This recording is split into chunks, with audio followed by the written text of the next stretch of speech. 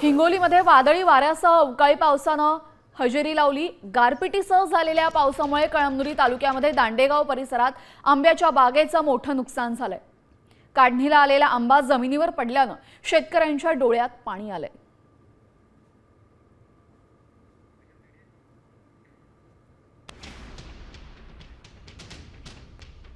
हिंगोली जिल्ह्याला वादळी वाऱ्याचा मोठा तडाखा बसलेला आहे आणि या वादळी वाऱ्याचा परिणाम जर तुम्ही पाहिला तर मी एका आमराईमध्ये आहे।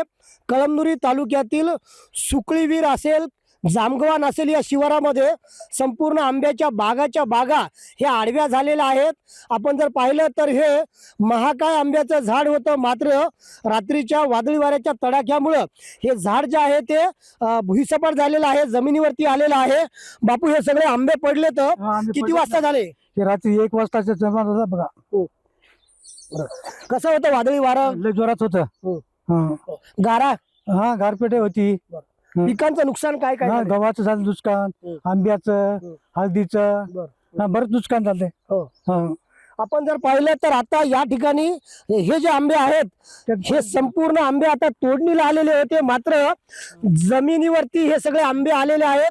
वादळी वाऱ्याचा तडाखा इतका मोठा होता की संपूर्ण झाड जे आहे ते जमिनीवरती आडवं झालेलं आहे आणि मोठ्या प्रमाणामध्ये हळद उत्पादक शेतकरी असतील, गहू उत्पादक असतील, त्यासोबतच जे फळबाग उत्पादक शेतकरी आहेत ते या ठिकाणी वादळी वाऱ्याच्या तडाख्यामध्ये एका तासामध्ये उद्ध्वस्त झाल्याचं पाहायला मिळत आहे। संदीप नागरे, साम टीव्ही न्यूज, हिंगोली।